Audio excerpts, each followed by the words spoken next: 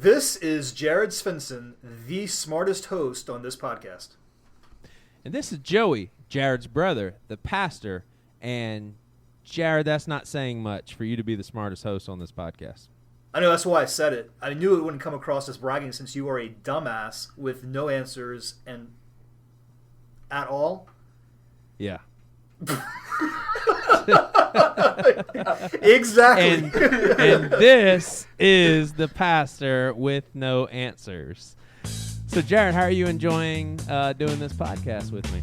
It's been the second greatest thing that's ever happened to me. Awesome. Oh, yeah? So second to what? The birth of my little brother. Really, Joey? Damn it, Joey? Really, Joey? Hey, if you don't like it, then you spend hours writing the intros to this show, okay? All right, well, welcome to Pastor with No Answers.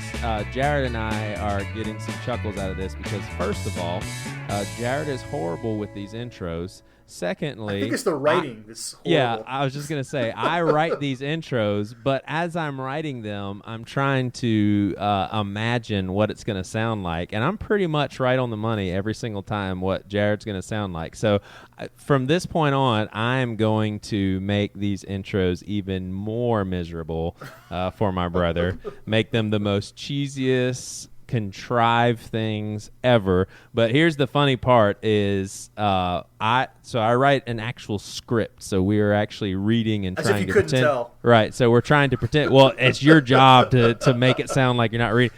But anyway, so Jared is actually reading through the script, and he's like, "Damn it, Joey, really?" And that's actually, I have that on there after he says, "The birth of my little brother." Damn it, Joey, really? And that's actually exactly what you said. And I completely botched that line, so yeah. Yeah, it was great. It was great. So you're listening to this on a Monday for, well, you early downloaders. So it means 2 days ago was Halloween. I wanted to express something that I expressed on another podcast that I do as well, but I want to get into it a little bit more with my brother since we have the same Halloween history. But I don't really understand the whole Halloween deal as far as, every other holiday it seems to be you're celebrating something. Valentine's Day, you're celebrating love, even though I think a lot of us are just like, come on. Christmas, celebrating Jesus being born. Easter, Jesus rising from the dead. Thanksgiving, we're celebrating being thankful. It's like all these things are being celebrated. The decorations make sense, outside, Christmas lights, happy and all that stuff. Easter eggs and all that stuff. So anyway, Halloween. What are we celebrating? Now, Satan. Now this isn't like this legalistic, I hate Halloween, but I do find it really weird and almost bizarre and ironic when you drive by someone's house and they have like a mannequin hanging by a noose. You've got like chopped up body parts and all that stuff. It's just weird to me. It's like, so I guess it's totally just for fun, but it still seems it's the same thing. It's the same thing as watching a horror film. I think. Yeah, there's part of us that enjoy the macabre. So I think that. But it's the holiday where we're really not celebrating anything. We're not psyched about death. Yeah, but I mean, I think spooking people. Yeah, but I think too. I mean, Halloween has its roots in the occult or paganism. So I think over time we've kind of processed it into the mainstream. But I mean, ultimately, it is a pagan holiday with, I think, some very evil undertones. Yeah. So. You have no problem with Halloween for your girls, right? No, I don't, because like I said, it's been completely filtered into kind of a mainstream, feel. It's all marketing and the candy is fun, so it's mainstream. But again, I think that part of that whole horror idea does stem to maybe some of the dark past of the holidays or the dark origins of the holiday. Yeah. So when you reflect on Halloween as a child, when you think of the Catholic school that we went to and the big Halloween extravaganza, does that bring like a sense of excitement to you? Did you just not think that was the greatest night ever? Wasn't it awesome? It was awesome. Absolutely, I mean, it's so awesome. Yeah. And now I reflect on that stuff and I see my kids being so jazzed about the dumbest things ever. But I remember, oh my gosh, I used to be super excited about throwing a fake fishing line over a curtain And the person on the other side would tug on it, and basically what they did was they put a little clothespin on a bag of goodies. But I just thought that was the coolest thing ever. I mean, it was just the best thing ever. Do you remember at that same extravaganza, this is something that just over the course of 20 years or 25 years, we've gotten a little wiser not to go apple bobbing anymore. That was the most disgusting thing ever. People sticking their mouths and their tongue in the water after like 45 minutes was just was awful. So disgusting. Right. And then you remember Grandma's popcorn balls? Absolutely. Were you kind of bummed out about those? Like, I hate saying that, but I think as a kid, it just wasn't candy. And even though now as an adult, I'd say that's probably the best thing that we ever got in our bags, but as a kid, I don't think I appreciated it. Yeah, for me, though, I had so much other candy. To me, it was variety, so I guess I didn't really care. Yeah. So, I don't know. I do remember one of us. I don't know. You don't think Grandma's listening to this, do you? No, I know she's not. No, but what I do remember, it was either you or me. I remember we had spent the entire night trick or treating around the neighborhood, and one of us was dragging our bag, and so we were leaking candy for pretty much the entire time we were out. That's a story. That's a story of Dad and Uncle Victor, dude. No, that happened to one of us. That happened to one of us. Yes. I don't. Maybe it was that. me. I was too young. I was too young. Well, okay. All right. So here's a question I have to you for you before we move on with our guests. But do you remember Dad going to the Catholic school extravaganza dressed up like a woman? Like he just thought. I have no recollection. Okay, we have pictures of it. He dressed up like a girl. I'm not doubting you. I just don't remember. Yeah, okay. he thought that would be so funny. He dressed up as a girl. He was ahead of his time. Yeah, that would would he have ever done that at one of our Pentecostal Hallelujah nights? See, nowadays, definitely not, but I think maybe back in the early 90s. It would have flown? Possibly. With Pastor Satterfield? He would have been like, oh, Virgil's a girl. Yeah, I don't know. Probably not. But that's I think definitely not now. Definitely not now. But back then, it was a different time. So maybe.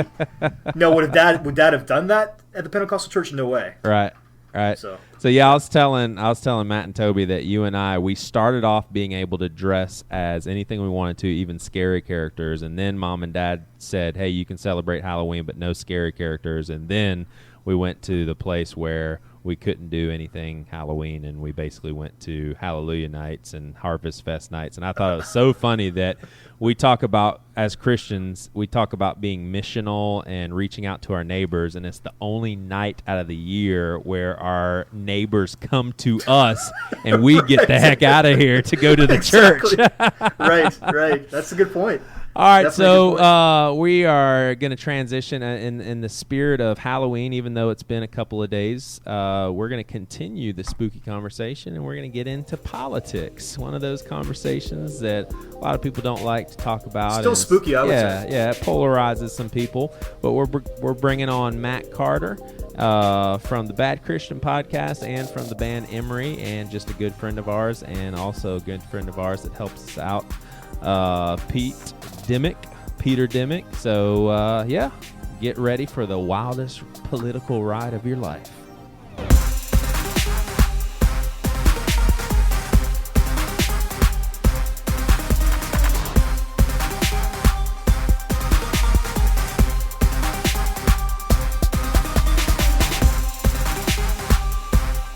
So we are here together with our two guests, and one is a very familiar voice, our old friend Matt Carter. He's from a obscure band called Emery, and also from the Bad Christian podcast. Matt, how you doing, my friend? Cool. I'm doing great. I'm Matt. I'm glad to be here. Matt and I have been working on podcasts together since 3:30, and it's 8 o'clock. So Matt's doing a big old favor for me, and he made sure that I knew it was a big favor. No, I did not. This is my third episode. This is my third episode plus an interview today, but I'm glad to do it. It's my career. I enjoy it. I'm a communicator, not even a good one, and I appreciate even more chances to practice and refine my skills. And by the way, I love this podcast. I really enjoy listening to it. Yeah, and you really do mean that, man. I do. That's cool. That's good to hear, man. And by the way, Matt, I really enjoy the 8 Bits Emery album. Thank you, Jared. That's so. I mean, seriously, I can't believe I like it as much as I do. Doesn't it bring It's back like- memories? It's very satisfying to listen to. I think it is. It's like cool Emery songs, and it reminds you of the 6th grade. You know, it's really cool. Mhm. It's a weird combination. Weird combination. All right, and we have Peter Dimmick, and special thing about Peter is he's been like helping us with Bad Christian literally since day one. He's Peter probably doesn't want me to say this, but he's actually a contributor. Has helped us out. Well, I wouldn't say help us out, but he's a part of the BC Club, gave us some money, and is a good friend of ours, helps us with editing and everything, and he's an asshole. So, Peter. Thanks for that wonderful introduction. I feel so welcomed. You're welcome, man. You're welcome. All right, so, guys, even though Jared and I, we kind of share the ownership of this podcast, at this point, I just kind of take control. But I really do consider my brother a partner. But I get to throw you guys in the lion's den just because Jared does all the technical stuff. For those of you listeners that haven't figured out yet that I'm not the technical guy, Jared is. So I do all the planning of this podcast, and I've got a fun little activity for you guys. It is obscure facts about presidents, but I'm going to keep points, all right? And so each one of you will get to answer, but you only have 3 seconds to answer. Now, Matt, so you'll get 3 seconds to answer for this first one, and then Jared, you'll have to answer 3 seconds later, Peter, so on, and then Jared, you'll have to be the next one to answer. So you guys, if you wanted to, you can always copy the person before you. It doesn't matter to me. All right, so this president. That made no sense, by the way. Sorry, you'll catch on. All right. This president was an ultra-successful liquor distributor in the new country. He made rye whiskey, apple brandy, and peach brandy in his blank distillery. If I gave that away where it was, then you would get it. Here's your choices. A, Bush. B, Bush. C, Washington. D, Adams. Or E, Adams. Matt? Washington. Jared? Yeah, I'll say Washington too. And Peter? Washington as well. You are all tied. Good job. It was neither of the Bushes, neither of the Adams. It was George Washington, the old drunkard. All right, this president lived the dream of many a teenage schoolboy. Bill Clinton. His first wife, her name was Abigail, was his teacher while he was a 19-year-old student at the New Hope Academy in New York. Your choices: A, Clinton, B, Clinton, C, Clinton, D, Clinton, or E, Fillmore. Jared? I'm going to have to go with Fillmore. Peter? I'm going Fillmore as well. Matt? I already said my answer. All right, Matt. Matt has been left behind from the tiebreaker. So Matt's got some catching up to do. All right, this president regularly bought slaves in Washington, D.C. and quietly freed them in Pennsylvania. A, George Bush. B, Buchanan. C, Andrew Jackson.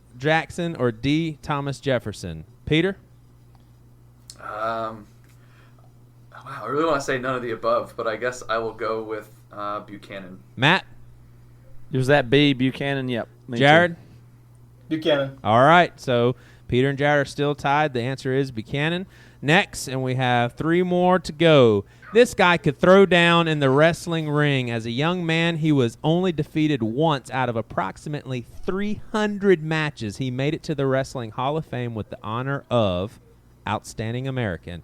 And that is A, Obama, B, Nixon, C, Franklin Roosevelt, or D, Lincoln. Matt? C. Franklin Roosevelt. Jared? Obama. Obama. And Peter? That's a tough one. I'll just say Lincoln to be different. All right, Lincoln it is. So Peter moves on. 2 Nice. points ahead of Matt, 1 point ahead of Jared. This president smoked a ton of cigars, at least 20 a day, after a great military victory. At the Battle of Blank, citizens sent him more than 10,000 boxes of cigars as gratitude.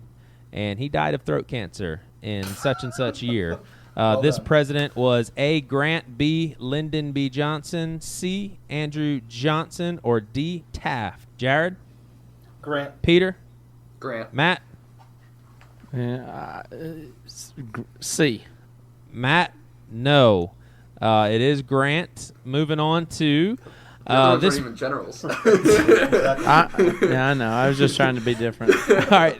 This president, known as Big Bill, largest president in American history, got himself wedged into the White House bathtub and had to call his advisors to get him the hell out. A. Taft, B. Teddy Roosevelt, C. Clinton, D. Hayes, or E. Lyndon Johnson. Jared? Taft. Peter? Taft. Matt? I believe it's Taft. It doesn't help me to pick that. You got it. That's the answer. And last two, this president wasn't scared to show off his Johnson. He nicknamed his penis Jumbo. According to biographer Robert Delick, this president met with a reporter who asked him multiple times why American troops were in Vietnam. Dang it, I gave it away. Well, not really. In response, this president unzipped his pants, pulled out Jumbo, and yelled, "This is why." You're not serious, are you? I'm dead serious. But No way. Yeah. All right, so let me make it a little more interesting. We'll say Nixon, JFK, or LBJ. Peter? I'll go with LBJ. Matt? I don't know. Nixon. All right, Jared. LB Jumbo Johnson. Yes, it is LBJ, and that's it's online, so it's got to be true.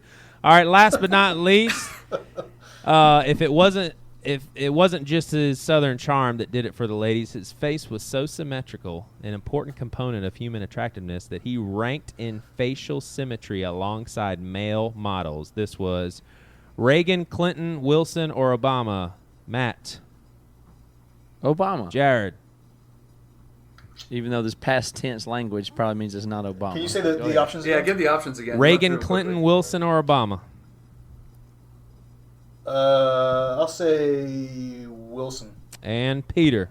Yeah, give me Wilson too. All right, it was Clinton, actually. So Peter comes out with the win. Good job, guys. Yay. So kicking off this subject area of whether or not a Christian has responsibility to be involved in politics. Now, when I talk involvement, I'm obviously not talking about everybody running for office, but this would mean something as basic as voting or taking even the bare minimum amount of interest. Does a Christian need to be informed about what's going on in his local government, city, or federal, or that sort of thing? So I'm going to let each of you just kind of open up. You can honestly just say yes, no, they not responsible, yes, they are responsible. I would like for you to give a little bit of reasoning behind, but I don't want you to go too much in depth because we got a long time to talk about it. But I'll let you, Jared, start off. Does a Christian have a responsibility to be involved in politics? Okay, I'm going to say that there's a lowercase p politics and a capital P politics. I would say the capital P politics would be like what you tune into Fox News to watch, the buffoonery, the clowns up there. I would say no to that. But for lowercase p politics, I would say yes. And I would basically categorize or classify like local government issues, homelessness in your area, kids that need to be adopted, foster care, those kinds of things that are local issues, like grassroots types issues. I think that Christians, as part of their witness, should get involved in those kinds of things. All right, now I'm gonna let you have that open statement. I disagree with some things there, but we're gonna move on. On to Peter. Yeah, I think mostly my view is in line with what Jerry was talking about there. I'll say additionally, too, if you really consider that you have an ethical life that you must live, not just a moral one, but an ethical one, right? As a Christian, I think inevitably you end up into the political sphere. And I think that involves some of the issues that Jerry was listing right there. Homelessness, hunger, things like this. If you're really serious about those, I don't see how you can really take them on without also getting involved in politics in some way, shape, or form. Again, I think people can maybe disagree about to the extent that you are obligated to do more than maybe, feed someone at your church or, Joey, like your one story when you were trying to hook a guy up with a hotel room. Right. if you really want to go beyond those type of simple acts and have some more systemic change, you're going to have to get involved in politics. All right, so you guys y'all are calling this an essential, not a conviction. This is an essential deal. Christians have a moral responsibility, correct? Essential to one's salvation? No way. I didn't say that to salvation. Well, I'm just saying this is Yeah. what? Well, I think to live a full life, full Christ-like life, I think it's imperative that you are aware of what's going on around you. And I think what Peter's saying is one way to really help in those situations is to become organized and to become political. All right, you guys are onto something. I mean, this sounds like John the Baptist and how he approached life. All right, Matt. What's your opinion? Well, I mean, maybe I'm the token guest on this podcast, but I consider myself a political agnostic, and I'm not involved in politics and don't care about them at all. So if that helps, if that paints a little bit of picture of what I think, I could say that I've never registered to vote or voted before or anything like that. So I don't really care about Peter it at all. just shat in his pants right now. Since I am a Christian, so I do think that obviously it's a tenable position to not really care about politics, which I don't. Yeah. So that's the position I'd represent. I say no. Of course, there's not a necessity, or it's not imperative for a Christian to concern himself with politics. And I would only point out before we get going that it's a little bit misleading to say that political is the only way that you can deal with issues. So don't paint the picture that if you're saying all the issues like homelessness, this, that, social justice, but that doesn't mean that those things have to be dealt with politically, I would say. All right. I mean, it's crazy. I love Matt. He's one of my best friends, but it is rare when we agree so much on something, and I can't agree more. Now, just to give you a little background information on me, I would say the last election that I was just extremely invested in was 2004. I mean, I just thought it would be the worst travesty ever if George Bush wasn't reelected. I mean, I was just straight up 100% Republican. I just thought conservatism was very, very mixed in with Christianity. I mean, I was just like full-fledged, Bush has got to win this thing. And maybe 2 years later, I just started to care less and less and less. And now I'm with Matt. I just don't care. I don't vote, and I'm almost being in the South. That's a tough one to admit, just because people don't think highly of that at all.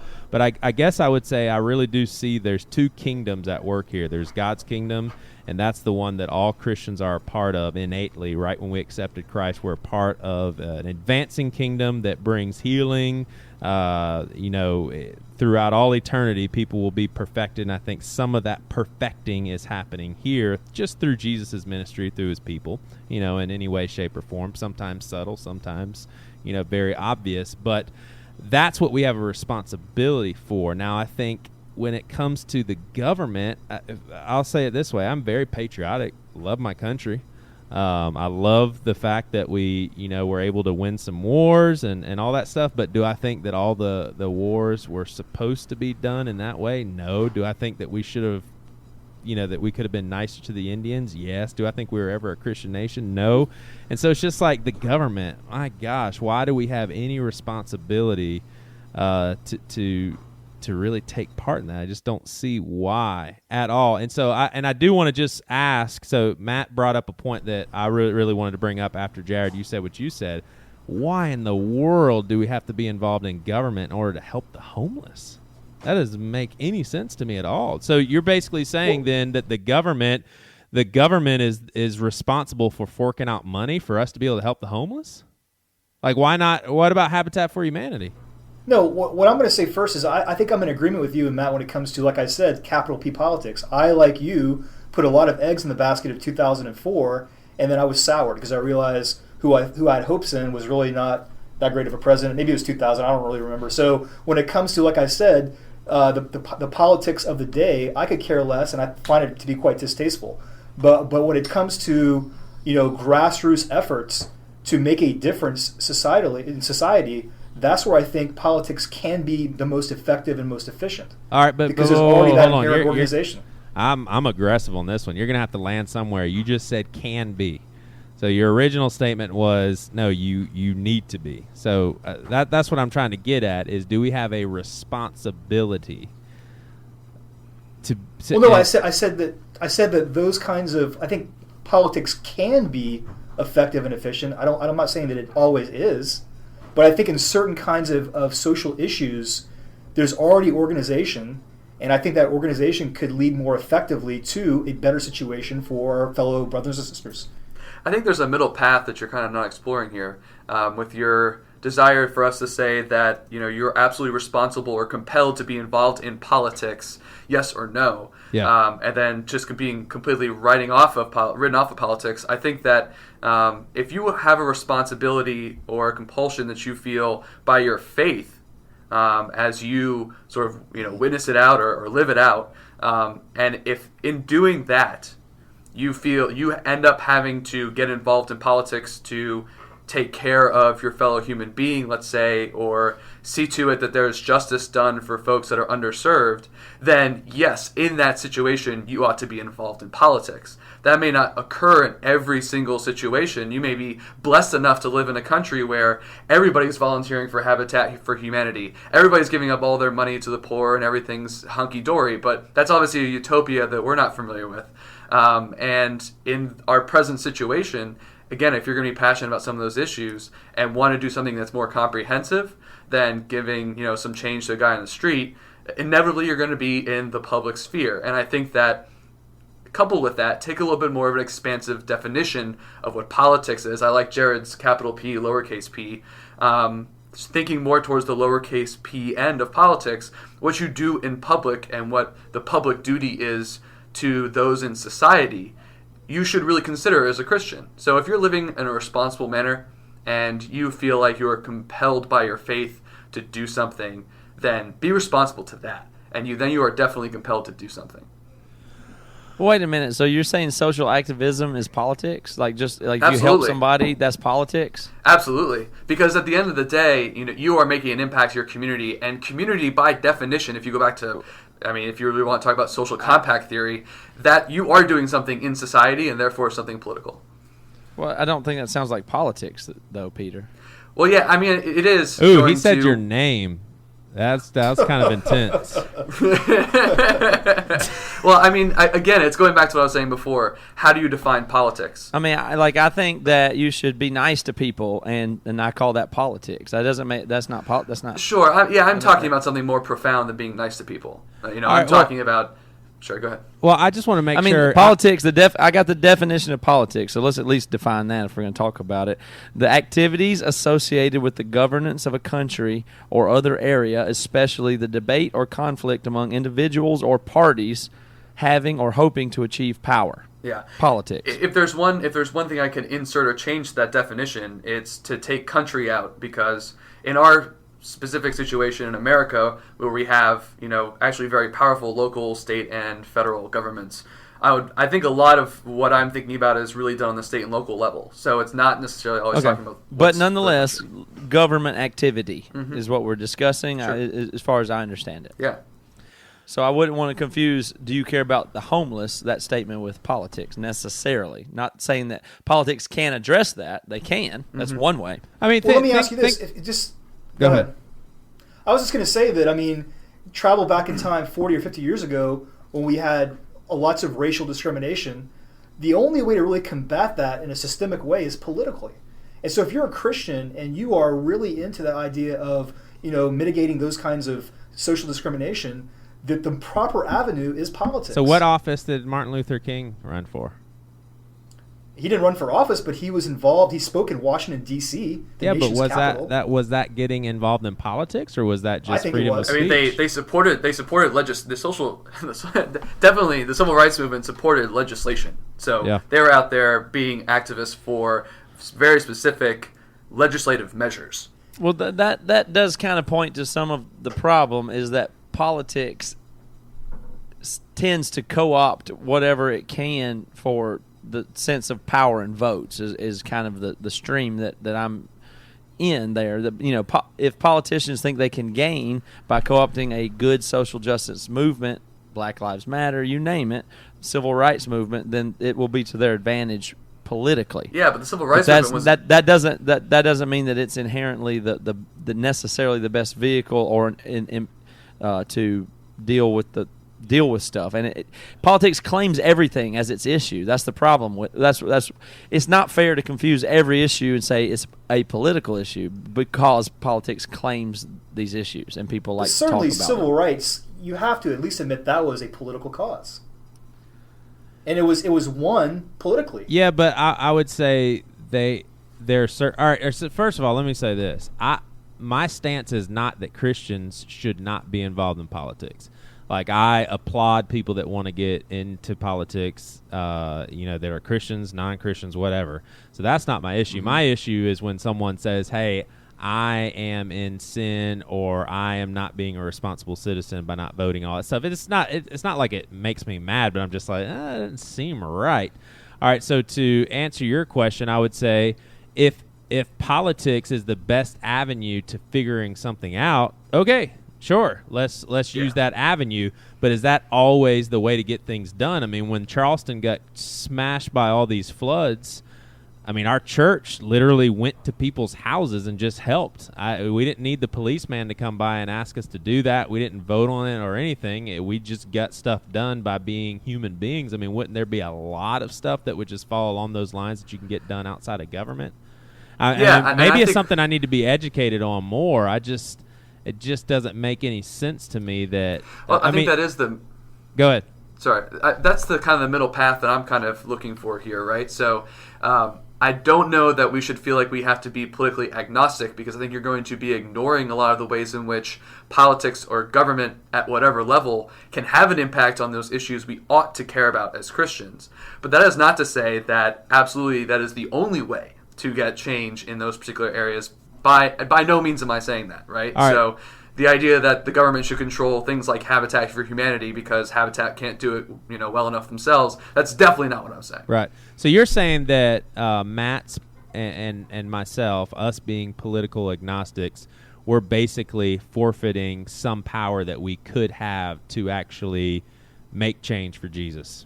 I mean, is that yeah, exactly. A paraphrase? I agree with that. Yeah, and that's and I think too we're definitely blessed to live in a society where there's no real consequence to folks being super involved or super not involved in politics, right? It's not like we're making this decision between Nazism and democracy. Okay, if we were making that decision, I'd probably be on this podcast telling you guys to definitely protest the Nazi Party, right? Yeah, be political. But yeah, and in that way, be political. Right there, I think it's a moral mandate for you to be political. Yeah. Okay, well, that's where that gets really squirrely, guys. Because think about it this way: for instance, there's a party in this country that says don't kill unborn babies, and there's one that says let's kill all of them. Not really, but you know what I'm saying. So therefore, that's one of the problems with politics. Democrats. That's one of the problems. It's just, that's just the points that these power structures have chosen to take. In order to wield one thing or the other. And so it pretty, like, for instance, there's people that make the parallel from abortion to the Holocaust. So when you talk about Nazism, so yeah, maybe in some sense there's this very real deal where we all have to band together and vote Republican to end this baby Holocaust that we have on our hands, right? And if so, well, you better be really serious about it, because that's a big deal. Who cares about the interest rate or the World Bank or what we do? That stuff doesn't matter near as much as that. But if that's the case, it gets really weird, because now, like, what do you just have this one trump card, the biggest moral issue? Doesn't even matter. And I here's where I'm at. Here's the problem with that to me is, for instance, there's a statistic, and I can't quote it without looking it up on the internet, but it goes along the lines of this. When Roe versus Wade decision was made, abortions were on the rise in this country, and when it became illegal, the amount of abortions that occurred did not even change, for instance. So that's an area where the politicians and everything, they made everything political. People chose their sides. They played it out, but it had no real bearing on reality anyway. So it doesn't matter who you vote for. Those things don't wind up mattering near as much as the cultural thing. All the politicians are essentially pawns and representations and figureheads. They're all we have is like a bunch of monarchs, like figurehead monarchs that we use to represent where society is really at anyway. They mold and conform to the positions that we have as a culture and society anyway. They don't actually exact any change. They just simply represent us and give us like a head college football coach to get mad at and blame or fire. And see, that's all they really serve. For me, what you're describing, I don't think they actually enact any policy or make anything happen. Yeah, what you're describing to me is the capital P politics, which I don't like. So when you reduce these things to Democrats versus Republicans, that's not what I'm talking about. To me, that's silly. I could care less. I'm talking more grassroots and social activism at a grassroots level. Like okay, but so presidential voting matters to nobody on this call? I mean, it matters to me, but not for like actual, I think my best argument for you, or against you guys, I should say, is going to be similar to what Jared's saying, which is let's talk about human rights. Let's talk about civil liberties. If you guys are passionate or have some sort of motivation to vote, I do want to get into that a little bit. I mean, I know that you don't feel as strongly about that, but I would like to hear. But let me ask this. So, and then I want to move on from this part of the conversation. But you said that the best way of making change for JC, if it's through politics, then we do that. But my question is, what if everybody has a different calling. Some people are supposed to fight fires. Some people are supposed to be part of government. Some people are supposed to be teachers. Some people cops. Some people high-tech investigators, while other people are actually on the streets. Why wouldn't there be some Christians that just aren't supposed to care at all? And they actually just go do stuff, or they get to be a part of some nonprofit organizations. I mean, is there no room for that? Care. No, you still care. If you're getting involved, whether it's privately or publicly through the government, you still care. Not if you're not even thinking about the government. That's what I'm saying. What if the government is the last thing on your mind? You're just like, I just want to help people, man. I don't care about the government. I mean, I'm going to make a huge statement. It even kind of seems like Jesus didn't care. He's just like, dude, just give Caesar's what Caesar's, man. Like, come on. Give Caesar's what Caesar's, and let's move on from this. Look at it this way. I mean, if this is a way to look at it, if you guys agree that your vote to the big P politics or the presidential elections and those things aren't that consequential, especially with the Electoral College and the states that matter and the states that are going to vote the way they're going to vote anyway. If you're, South Carolina's going to be red no matter what. So if you take all that into consideration, you take all the energy, you take all the resources, all the time, money, fuel, everything that people put into simply going to the polls on that day, a much greater impact would be had if everybody just did shit in their community. You know what I mean? Yeah. Much more would the country would benefit enormously if instead of going down to vote, if you simply put that much energy into your community and neighborhood, it'd be more valuable and the country would improve instantly. I think the folks that marched for their right to vote some years back would probably yell at you until you get off your ass. I think the folks that died in some American wars so that you could have that power to go but do it and be given that right, then they'd probably tell you to get off your ass and do it anyway. Now, I understand I sound like a spoiled millennial in saying that.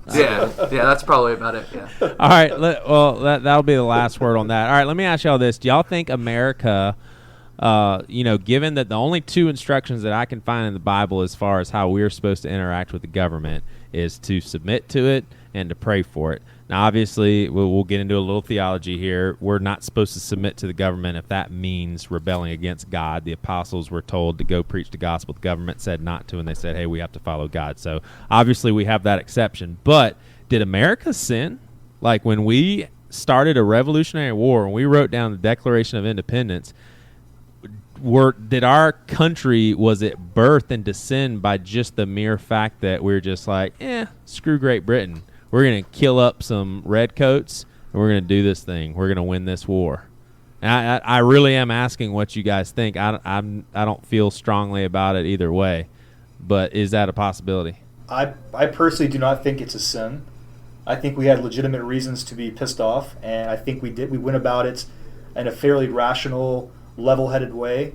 And then it escalated to a war because of violent acts on both sides. But I think we were legitimately in our right to do what we did. All right. So before anybody else answers, I want to add an element of that conversation. Do we not? I mean, why wouldn't Christians feel? We need to do the same thing right now, man. They're killing up a bunch of babies. Like, we got to do something. Like, the American government, we're aborting millions of babies. We need to start a revolutionary war, start our own country where we don't do that. So that's part of the conversation. Why wouldn't we do the same thing now? All right, so let's go back to the original question. Matt, do you think that when we fought against Great Britain, declared ourselves independence, could that have been done in sin? Well, had we lost, then revisionist history would have us that way, yes. Huh. I mean, that's just the way it goes. I mean, every squashed rebellion was a would-be revolution. Right, but so you're saying morality is contingent upon history? Seems like it. I mean, I That's don't a really believe very that. I'm relativistic just saying notion of that's morality. just the way it goes. I mean, if whatever rebellion is squashed, that later on it'll seem like that was people being rebellious, and if you win, it seems like you were the revolutionaries and you saw the future clearly. And that, I don't know. That's the way it goes in history. Sure, that's the way it goes. But I think ultimately, at some core level, it's either right or it's wrong. Like, I think that in God's eyes, He's obviously not going to be swayed by history. So there's been squashed rebellions that it was wrong that they lost in history. Sure. Well, I mean, maybe there's powers that came to be that shouldn't have as well. Well, for example, if you have people in Nazi Okay. Germany who's illegally harboring Jews, they get caught and killed. They were morally right in doing that, but they were squashed by the legitimate government. Yeah. Yeah, if you read this reminds me of if you read Kierkegaard, he has this great. I only read the Bible. Go ahead. Sorry, my bad. KJV too, right? My bad. Kierkegaard has a great book called Fear and Trembling. You should read it. And he goes on. He starts with the idea of kind of what's going on in Abraham's head as he's walking up the mountain to kill Isaac. Mm-hmm. And the reason that he actually makes an argument I think you guys would really like on this topic, that there's this division between the religious life and the ethical life that you live in society, and there's no crossover between the two, is because ethics would say he's doing something so incredibly wrong by going up there and considering killing his son. And yet his religious life, this religious form of life that he wants to live, that he has chosen, really pushes him to do something completely irrational, right? And no one will ever kind of understand that unless you're a religious person. And so he does make, I think, a really good argument to say, all right, well, there is an actual example for where, you're going to do some crazy stuff as a religious person, and what you do in society should be potentially completely different and against your religion. So I do think there are times where we have to be apolitical and agnostic against politics, and we're called to do that just as much as being involved in it. Yeah. And that goes to the revolution, right? So is there something that's calling me to completely remove myself from society because I think it is completely backwards, let's say, or, to your point about abortions or something like that. If you wanted to get yourself out of politics and out of society and out of the public life and go live in the woods somewhere because you just couldn't stand it anymore, then I think you're totally justified in doing that. Now, that's compelling stuff. I want to ask, as far as what Matt said, though, what if the Confederate States of America won? Would that be seen as, oh, yeah, that was totally justified? I mean, they definitely were treated unfairly. The South was, because a lot of people think it was just about slavery. I don't think it was just about slavery. Right. And a lot of Northerners owned slaves, too. Yeah, so, I mean, that's a good point, right? So, well, in your hypothetical, do they continue to own slaves after they win this revolution or win the Civil War? I don't. No, of course not. They don't. And I need not desire not to touch that with a 10-foot pole. Okay. However, if it had gone that way, that'd just be the way it was. It would be normal. It'd be like every other country. It'd be like it'd just be like every other thing where there's multiple territories. They'd Sure. be independent and whatever it would be. It would seem that way. Jefferson Davis would be a hero. Australia's independent. Canada's independent. Portugal, everybody, the northern half of the United States, the southern half of the United States, they'd all be independent territories, and it would seem very normal Sure. at this time. That's what would happen. What we're really talking about is that power is look at it this way. If I had to take a biblical or sinful a sin point of view on this, I think that power and the consolidation of power is often sinful. I think power and its acquisition and the way that goes is almost always bad. Like the cream rises to the top almost in a negative way. So those that are in charge and those that ultimately do what it takes or have what it takes to acquire power, those are often negative things and authorities. But I think oftentimes that's a real practicality. It doesn't work any other way. But I think what Peter and I are talking about are those challenges to power, the status quo. So you can be political in challenging the status quo to get things changed. So if you feel like there's a certain social injustice that's being perpetuated by power, I think sometimes working through established political systems is the best way to challenge. Yeah. Also, that status greed quo. and political injustice is a very good thing to do politically. It works well. Like that's a good avenue for that as well. That confused me. Well, So I'm just saying that I think Matt's saying that the system in which we're trying to get things done is full of corruption and greed as well. So it's just like you could actually use the government for evil, or you can use the government for good. But what if the people that just want to do good, they're just like, I'm not touching the government, man. That's just So you're arguing that look, it's so backwards, it's messed up in so many different ways. The way for us to solve that problem is by ignoring it and having an agnostic view towards it. That doesn't make any sense to me. No, I'm saying the way that we fix stuff, I'm deciding I'm not going to do it through the government. I want to just do other stuff. Yeah, I lean toward, well, like I say, political agnosticism, which says on one hand, it's hard to be informed or even know. Like that's what we're talking about a lot of stuff that's kind of out of the realm of reasonability. But when we talk about people say you got to vote, you got to know, you got to do this stuff, you have to be involved here.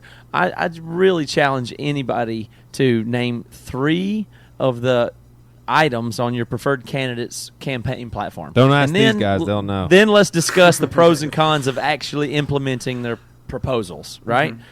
Let's we're talking about these big ideas, but you're talking about going down and voting and saying this guy versus this guy, even locally, and especially locally, which of course matters, and there are some implications, which I don't think are a ton. You can't, even the people that are big on politics, I don't think you can name 3 of your preferred candidates' campaign platforms. And if so, do you understand the pros and cons of that? I really don't think you do. So thus the agnosticism, meaning that I don't really think there's very good data out there for you to get. If you do get it, where in the heck are you getting? All right, so let's that's probably some stilted point of view anyway. Let's keep that. It just doesn't make sense to me. Yeah, let's keep that somewhat rhetorical to our listeners, because I'm sure Peter has those answers that Matt wants. But he would fall in a minority for sure. No, well, does he? Like, we don't have to go into those, but Peter, if you're going to vote, or on your last election, if you voted, how many of those people could you name 3 of their, platform campaigns? Well, I could because I'm items on it. I could because I'm very involved in it, and actually that's the reason that I want to vote and tell the people around me who are intelligent to vote. Because if we don't, then we do leave it to the people who are uninformed. We do leave it to those folks because they're going to vote too. I mean, they show up, as you said, without a clue. So how do we combat that cluelessness? 1, you can try to educate people, but 2, if you are an educated person, you probably have more of a responsibility to show up and vote. All right, so Peter, that's a perfect transition to the other huge aspect of this conversation that I feel is important is when you approach someone. All right, so the 4 of us on this call, we would identify ourselves as Christians, Christ followers, whatever you want to call us. So, Peter, when you approach someone that has no interest in your faith, well, obviously you care about them, so you're just like, yeah, it'd be cool if, at some point in his life he understood Jesus and the gospel. I like this person. So you go to him and you're just like, you're in a conversation, you're like, man, here this stuff is so important in these issues. And next thing you know, this person's hearing you, and they're getting tangled up with thinking that a lot of your stances are also mixed in with a political party. So all of a sudden, if it's not the political party that they're a part of, then they just write you off as a credible human being. Now, that's their fault. They shouldn't write you off as just because of something that you are taking a stance on. But don't you think that as Christians, our number one job should be the issues, which the greatest commandment is love. So, Jesus is the most important thing that we could be telling people about. And if we start to have too much of a heightened interest in politics, we basically alienate half of the population in America from us, from hearing anything we have to say, because they're just like, I'm not listening to that. That dude is a Republican, or that dude's a Democrat, or that, you know what I'm saying? I mean, don't you think that that's dangerous ground for the sake of the gospel? I mean, I guess the issues that I would talk about that are potentially political when engaging in a religious conversation, about the gospel, I would hope that they are nonpartisan issues. Now, partisan from the standpoint that obviously, if you're a Republican, maybe you have one idea about how to tackle it. If you're a Democrat, you have another.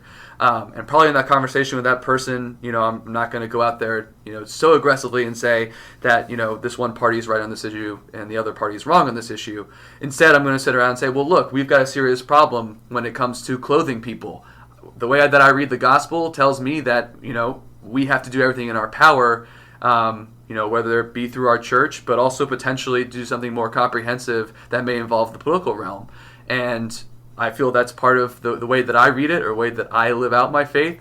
And, I would encourage them to consider that.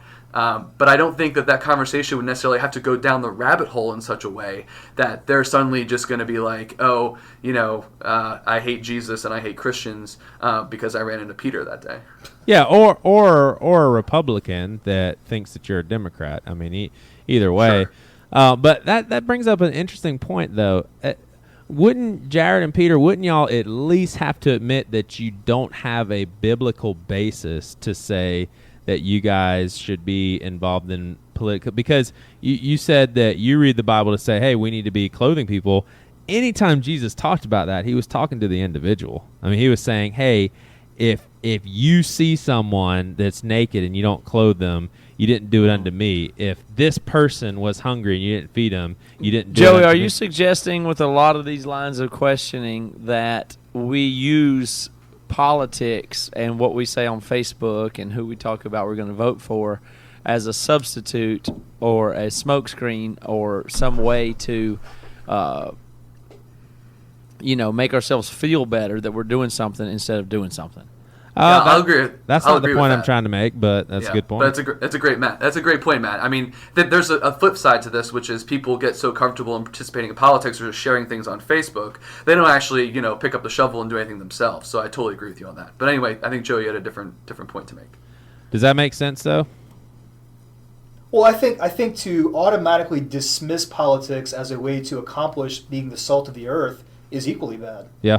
But it doesn't do anything, though. Like that, I don't know. Well, look, I'll give you an example. My experience is politics doesn't do anything. I've had all the presidents that I've been alive in, and every single is never mattered. People say, talking big P politics. And that's not what I'm talking about. Okay. You're making this very binary Republican Democrat, and that's not what I'm talking about. And the example I wanted to give was, Jared, are you saying stuff and then hammering at the table? I am, damn it. Yes. No, so what I'm trying to say is, for example, I know Calvary Chapel, Fort Lauderdale, is very big into the foster program, but they're working with local government to do that. They can't in and of themselves do it because it's a legal issue. So they're working politically with local government to set up a massive network of foster care. That's an example where if you completely dismiss politics, you're missing the boat. Well, I don't know if politics. Well, I'm not. Well, okay. First of all, I love democracy. I am patriotic. You just don't exercise it. I love our country. And I'll tell you another thing that I'm pretty passionate about, and I really mean this when I say it. Whoever is the president of the United States kicks ass, and I love them. Because I like democracy so much that I really believe that the right guy always wins. So not my president, for instance, to me, is the most abhorrent point of view you could have. if you say not my president, that means you don't care about or believe in democracy. It means you think you should decide, or you wish you could choose the king, or some crazy thing like that. I really do support Obama and Bush. Those guys kicked ass.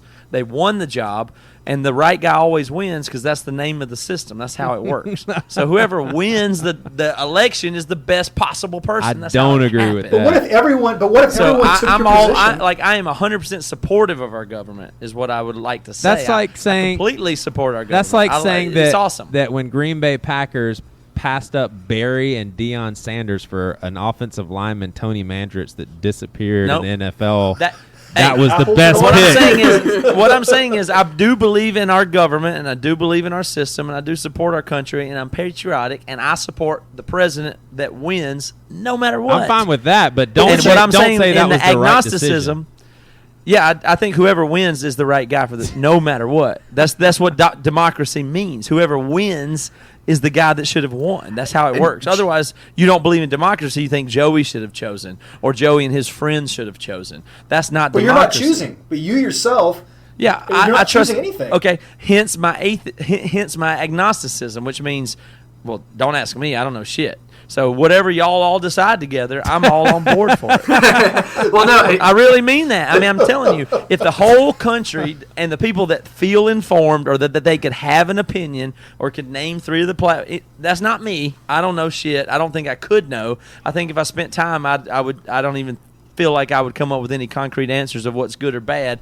But I'm going to trust the whole system. I'm going to trust everybody as an aggregate to decide who the best person is, and I'm going to support that person. So I'm not all negative Nancy or anything. I support Obama, and I love Bush, and those guys are great.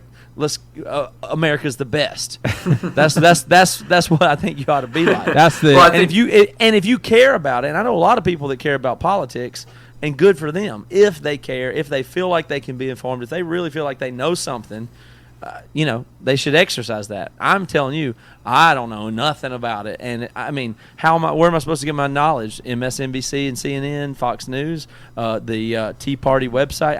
I'm not going to be able to sort any of that out. It's just like agnostics say about God. They go, there may be a God, but I mean, I don't know how you prove it. I don't know how you would say it, so I'm going to remain agnostic, and that's the way I feel about it. I think it's completely compatible with Christianity, and I'm pro-America. I think it's awesome. That's Matt's yearbook signature approach to politics. America is awesome.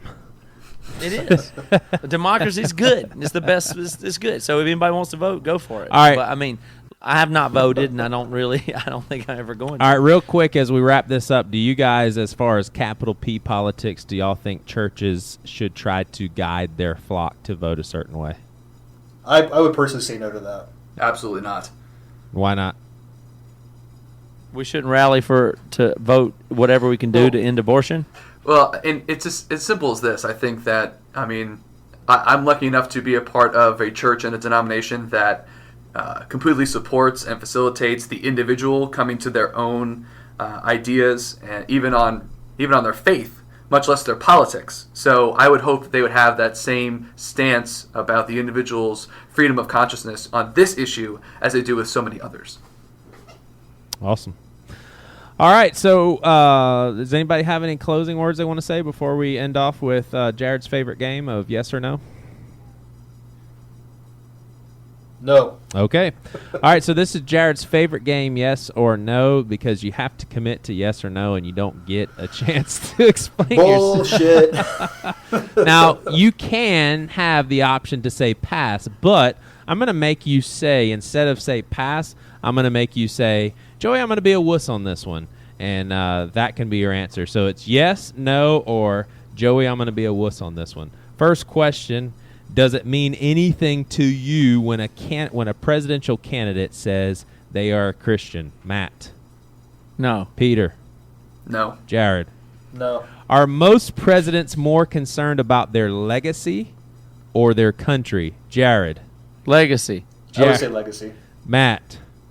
Legacy. Peter? Country. You think George Bush is born again, Matt? Yes. Jared? Good Lord. Joey, I'm a wuss. I'm not going to answer this question. Peter? I will wuss out on that one as well. It's also kind of a silly question. How am I supposed to know that? Do you think Bill Clinton is born again, Peter? This is good. No. Matt? No. Jared? Ask Monica Lewinsky. Do you think Abraham Lincoln was born again, Jared? I'm going to wuss out on this one, too. Matt? Yeah, I guess so. And Peter? I will wuss out. All right, 2 more questions. If you had to vote... Joe, you could ask. I will never wuss out. I'll answer any question you ask. If you had to vote straight ticket, would you vote Republican? Yes or no, Matt? I've never, like I said, never. I gotta say yes or no. No. All right, Peter. I will wuss out because I don't think I've ever voted straight ticket on anything. Jared. I got to say yes. All right. I mean, I wouldn't do it, but I mean... Last question, yes or no. Do you think if Bush and Obama sat down over a beer and some wings, they would keep it real and say things to each other that they would not say publicly and would hope that were not recorded? Matt. I'm going to say to that yes, and I had almost only one thought that I didn't get to say here today, and that is Peter, that I yes believe or no? Okay. No. Jared. I'd say yes. So Jared thinks they'd keep it real. All right, Matt, go ahead. Oh, my Closing words. Gosh. No, I was just going to, I mean, to me, here's the way I would kind of sum it up, is that our political parties are so ideologically similar and bureaucratic and not even any different, and they've basically outlived their usefulness. They don't. There is no difference. They're just. It's like the good guys and bad guys in wrestling. I agree with that to an extent, but I think that It's like there's a true. It's like Hulk Hogan when he was the bad guy and the good guy. But of course, after the show's over, Him and they Tugboat hang against out. Earthquake and Randy Whatever. Macho Man. It's nothing. Tugboat. There's nothing. This is nothing. It's very, very hollow. It means nothing. I agree with the two-party system, but I still believe that there's a liberal movement and there's a conservative movement, and they are relatively, I would say, diametrically opposed in most cases. So Right. Just like, the wrestlers are diametrically. I completely disagree. And that wraps up our Should Christians Be Obligated to Take Part in Politics discussion. It was great talking to all of you, and just go out and vote in November, and we will see you later.